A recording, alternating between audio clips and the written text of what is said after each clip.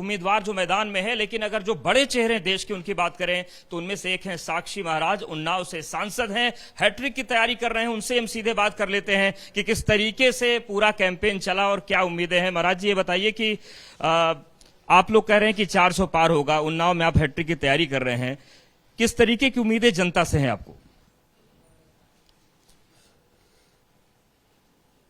जिस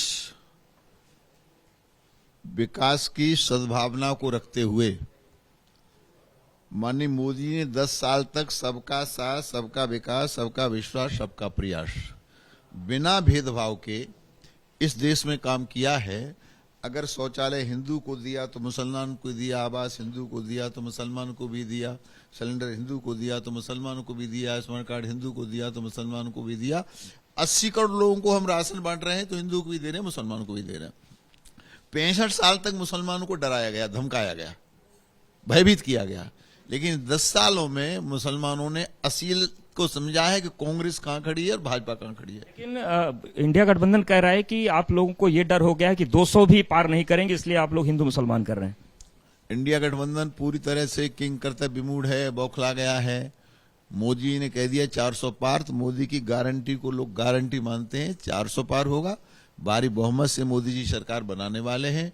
इंडिया गठबंधन इस लायक भी नहीं रहेगा कि विपक्ष में बैठने की इनको सीटें मिले। लेकिन राहुल गांधी, प्रियंका गांधी कह रहे हैं कि आप लोग मंगल सूत्र पर इसलिए आ गए क्योंकि आपको मालूम है कि जनता से आपका सूत्र टूट रहा है, जनता समझ गई है कि आप लोग रोजगार की बात नहीं करते, महंगाई की बात नहीं करते। ये आरोप आप पर लग रहे हैं। देखिए, जब से देश आजाद हुआ तो देश की आजादी लड़ रहे उन शहीदों के साथ कांग्रेस ने अन्याय किया। कतर से अगर 7-8 लोगों को मोदी बचा सकते हैं, फांसी उनकी टाल सकते हैं, तो ये भी शहीदों को फांसी लगने से, भगत सिंह आदि को बचा सकते थे। पर इनकी नीति ठीक नहीं थी, नीयत ठीक नहीं थी। उसके बाद इन्होंने देश का बंटवारा करवा दिया। देश का बंटवारा करने के बाद लाखों हिंदुओं का इन्हें कत्लेआम करा दिया। आप मीडिया से हैं, ट्रेनें भर भर के आ रही थी पाकिस्तान से हिंदुस्तान में, उसके बाद भी बंटवारा ठीक नहीं हुआ। तो ये कांग्रेस हिंसा में, बंटवारे में विश्वास रखती है। स्वर्ण मंदिर पर आक्रमण किसने किया था? सिखों का नरसंहार सारे देश में किसने किया था? कश्मीर से पंडितों का पलायन किसने कराया था? तो पूरी तरह से कांग्रेस एनडीए गठबंधन बेनकाह हो चुका है और जनता को पता है कि एनडीए गठबंधन में वो लोग हैं या तो बेल पर हैं, या जेल में हैं, या जेल में जाने वाले। अरविंद केजरीवाल कह रहे हैं कि ये चुनाव मोदी जी के लिए नहीं, अमित शाह जी के लिए हो रहा है, उनको प्रधानमंत्री बनाया जाएगा और चुनाव के बाद योगी जी भी सीएम नहीं रहेंगे उत्तर प्रदेश के।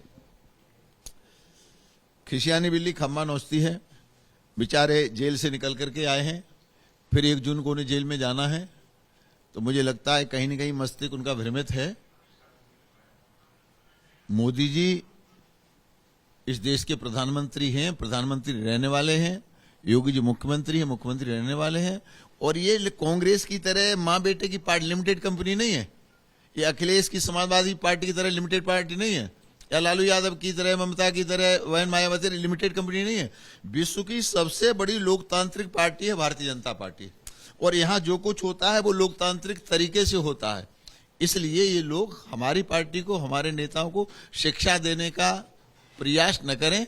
यहां सब कुछ बाबा भीमराव अंबेडकर के संविधान और पार्टी के संविधान के अनुसार होता है। आखिरी सवाल, इंडिया गठबंधन को कितने सीटें आएंगी, क्या आकलन? अपना तो आपने बता दिया। इंडिया गठबंधन कुल मिला के उतनी सीटें नहीं ला पाएगा जैसे पिछले चुनाव में विपक्ष में नेता नहीं चुन पाई है, तो विपक्ष का नेता भी कांग्रेस को नहीं मिलने वाला है। तो इंडिया गठबंधन का कोई मतलब नहीं है, जनता भी जानती है।